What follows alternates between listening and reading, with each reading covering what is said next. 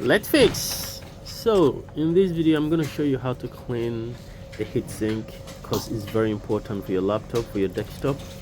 For most of the devices that we use, all these electronic devices, most of them are using heatsink because the ICs and capacitors and the processors need to be cooled, and this is the right way to clean it. Don't use any liquid or alcohol or any soapy water or any rag to clean it. You don't need that. You just need a clean brush.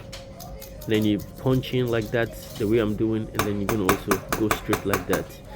You see that I am knocking it on the table, but you have to be extra careful because it can easily burn or break down. When it burns from where the gold, you can see from the gold side, it will the air cannot pass through from the processor to the fans for the fan to blow it out. So don't burn it.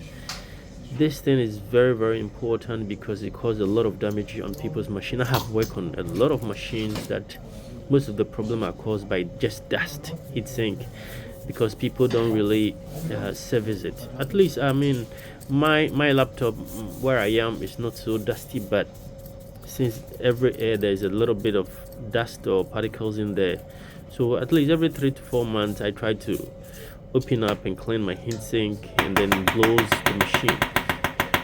All you need is your brush, and then if you have the mini air blower you can use it after you've used the brush. But if you don't have it, this is fine.